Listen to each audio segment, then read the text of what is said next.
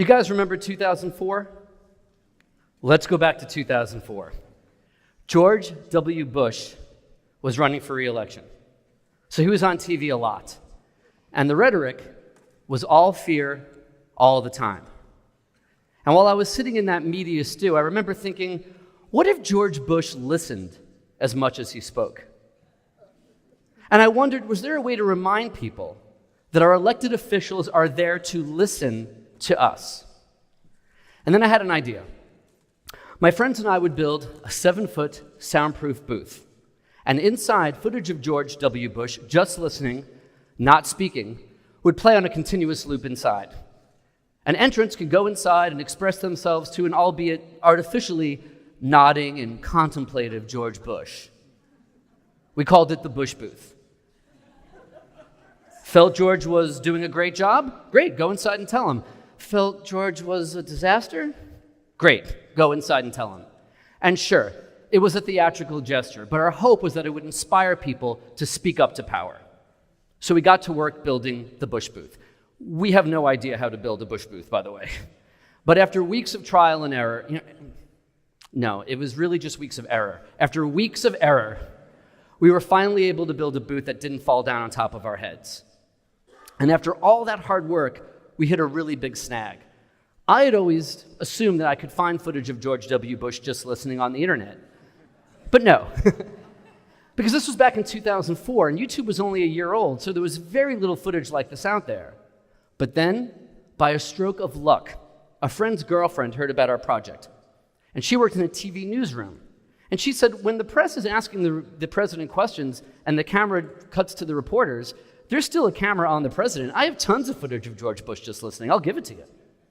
And thanks to this coincidence, we were back in business, and the Bush Booth was complete. Here is an example of some of the footage that played inside. Now, please forgive the low quality of the footage. This project is 14 years old.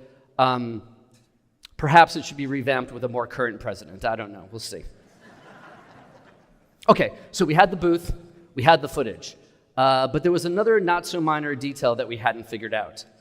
Where was this thing going to go? I now had a 7-foot Bush Booth in the living room of my New York City apartment. And if you've ever been in a New York City apartment, you know there's no room for a 7-foot Bush Booth. There's really no room for a living room, to be honest with you. But after location turned us down, a local theater took pity on us and said we could exhibit it in their lobby for a week. And we were excited just to have our idea out in the real world for a little while. I was mostly excited to get my living room back, to be honest with you. So it was a win-win all around. But then something really cool happened. It became a hit. People were lining up to try it, so the theater gave us another 2-week run. And then, by another stroke of luck, one of those people who lined up to try it ran an art gallery in New York City. And she asked to have it exhibited at her space. Then another gallery wanted it. Then another gallery wanted it. It started getting some press. And then an art collective in Chicago wanted to build one there, as did another art collective in Amsterdam. At one point, our commentary on media and the politics was being exhibited and discussed seriously in 3 major cities. And most importantly, it was reinforcing the idea that a healthy democracy requires that people speak up to their elected officials. Now, looking back, okay, yeah, sure, you can applaud speaking up to your elected officials. Sure, go for it. Now, looking back, the success of this project definitely was helped along by a whole bunch of happy accidents. But I put myself in accidents' way by moving forward with the project, even though I had no idea how to finish it. We built the booth before we got the footage. We edited the footage before we had a place to exhibit it. We did the whole thing before we were sure anybody would even write about it. And for me, this was a completely different, a backwards way of working. Because in my professional career as an advertising creative, I had been trained to believe that every little detail of a project needed to be figured out before moving forward. And sadly, I've seen that lead to so many cool ideas never getting off the ground. Now, maybe because this was a personal project, I was willing to start first and ask questions later. But I'm so glad I did. Because if I needed to know all the things I would need to know at the beginning to get this thing finished, I never would have started. But once I did start, a hidden network of just the right people who had just what I needed right when I needed it popped out of nowhere. And it would be so easy to write it all off as coincidence or luck or say, what are the chances? But I have found that the chances are actually really good, because projects like this one have showed me that when I express my passions, my purpose, my ideas, like-minded strangers who I might never have otherwise met become collaborators and helpers. And I've seen it so many times, not just with this project, but with another one that I did with my friend Hunter Fine back in 2011. Now, Hunter and I were both living in New York City's East Village, and we were both really concerned about a horrible infestation that was plaguing our area. Hipsters. It was bad.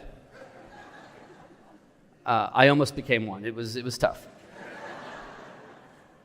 And we wanted to stem the tide of hate that was rising against these unwanted pests. And we thought maybe we could do that by helping people share in the inherent humor of the trend. So we created hipster traps. Now, these are bear traps that are baited with things that at the time were irresistible to hipsters. Here's one with a Holga camera. Of course, you must have a Pabst Blue Ribbon beer in there, and some American Spirit cigarettes, other items. And we chain these all around New York City's most hipster-laden areas. Now, please do not worry. No hipsters were harmed. While they might look real, they're actually made of cardboard. But what would happen when we put them out in public? Would they get trampled over by pedestrians? Would people steal the bait? Would they go completely ignored? We had no idea. So we set one out as a test, just a test. And within seconds of setting out our first one, this guy walks by and goes, "Is that a hipster trap?" We were like, "Yes, that's exactly what it is." We were so excited that this guy got it right away, because up until then, hipster trap was just the name of a folder on our laptops on our computers. But this guy got it right away. He took a picture, we exchanged email addresses, we said goodbye. And we were really happy with the test. And then we got a whole lot happier, because 2 hours later, I got an email from that guy on the street. He said, "Hey, I really liked your hipster trap. The internet seems to like it too." He had posted this picture to the popular website Reddit, and within 2 hours, it had 250,000 views. By the next morning, just shy of 1 million views. What Hunter and I felt about gentrification and hipsters brought joy to that complete stranger on the street, a guy who on any other day would have been just another dude I passed by. But on that day, I put this project out into the world. And I discovered that he was another member of that hidden network of helpers. He was our key to going viral. He was like our PR guy, or our media guy, so to speak. Now, since then, the hipster traps have appeared in magazines and newspapers all over the world. It even made it to the front page of this commuter paper in New York City. And as you can see, it was such an important story that it bumped the Japan nuclear crisis off to the sidebar. It was important. We're doing God's work, yeah. Now, in my professional life, a project like the hipster traps would have never been greenlit until media exposure was all but guaranteed. But if I had waited until I was sure this project would go viral until getting it started, it would have just remained another folder on a laptop. And yeah, it was serendipitous that an influential blogger walked by the hipster trap like seconds after I put out the first one. But because we moved forward with the idea, even without having any idea how it would get finished, we were ready when serendipity struck. And none of my projects have been helped along by luck or serendipity than this last one I'd like to share with you, which centers around Edward Snowden. Now, Edward Snowden was a CIA contractor who leaked tons of top secret information about how the US government was spying on millions of Americans. Now, I do a whole bunch of projects with my friend Andrew Tider. We're kind of like partners in crime. In this case, very literally. We were both very concerned about how the mainstream American media was portraying Edward Snowden. It focused much more on the idea of him being a traitor or a criminal than the idea of him being a hero. And we thought, was there a way that we could balance out the media narrative so people can make up their own mind as to whether or not Edward Snowden was indeed a hero? So we thought, what are some ways we could get people to consider this guy as a hero? Well, what if we illegally erected a statue of him in the middle of New York? Yeah, that might do it. But sculptor after sculptor said there was no way you're going to pull this off until we met Doyle Trakina, an LA-based sculptor who loved the idea, and he started to get to work on the sketches. He already started, but we had no idea where to put this thing. So Andy and I hunted day and night for just the right place to install it. And then serendipity raised its beautiful head again. because I was just, randomly looking on the internet, and I came across a story about a teenager, and in it there was a photograph of him sitting on top of a big pillar. And I reached out to him on social media. It turned out that pillar was in Brooklyn, and it turned out it was part of a larger monument to those who lost their lives during the Revolutionary War. This chance online encounter revealed the perfect place to cement a statue of Edward Snowden, because this would connect two important narratives: the stories of those who lost their lives for the foundation of this country, and the stories of those who continue to sacrifice for the same ideals this country was founded upon. Now, in our defense, this is entrapment, okay? Because this pillar is just asking for an illegal statue of Edward Snowden to be put on top of it. It's not my fault, right? And that's exactly what happened at 4 a.m. on April 6, 2015. We installed this 100-pound, 4-foot bust of Edward Snowden, along with this nice little placard on the book. Thank you. Thank you. Thank you. Okay. Here's a close-up of it. Now, it was taken away hours later by the authorities, but not before becoming a worldwide media event, or image event, I should say. It was on newspapers and TVs all over the planet, but most importantly, it was injecting a new and healthy debate into the mainstream media about whether or not this guy was a hero, whether Edward Snowden's actions were heroic. And here's something else I never could have planned for at the beginning. Another group of artists who we didn't even know had visited the sculpture before it had been taken away by the authorities, and they made a 3D scan of it. And they reinstalled it later that evening as a hologram. Yeah, it's pretty cool, right? And to see the work that we were doing was inspiring other people to take action and other people to speak up was really very touching.